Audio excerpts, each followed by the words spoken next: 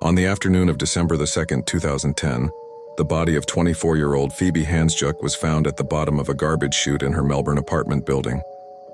The discovery shocked investigators, not just because of how she died, but because almost nothing about the scene made sense. Phoebe was creative, intelligent, and full of life.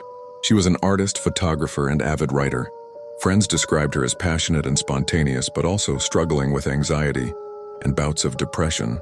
That year, she had been living with her boyfriend, Anthony Hampel, in a luxury high-rise known as the Balenciaga Apartments, a sleek building overlooking St. Kilda Road. On the day of her death, Phoebe was alone in the apartment. Anthony told police he'd been at work. Security cameras later captured Phoebe entering the building's mailroom that afternoon, seemingly calm, carrying her keys and a drink. It was the last time she was seen alive. A few hours later, a janitor discovered her body in a garbage room at the base of the chute, 12 floors below her apartment. Investigators quickly determined she had entered the chute from her floor, feet first, and fallen more than 30 meters. The scene appeared impossible.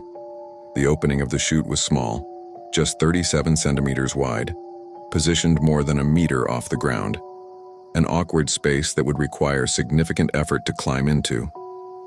The official explanation was that Phoebe's death was a tragic accident, possibly fueled by prescription medication and alcohol. But her family refused to accept that. They pointed to inconsistencies, a broken glass nearby that had her blood on it, scratches on her legs, and phone messages suggesting she planned to meet friends later that evening. Experts who examined the chute argued it would be nearly impossible for someone to climb in voluntarily without help. And even if she had, why would she do it? Investigators found no sign of struggle or forced entry, but they also couldn't explain how she ended up there.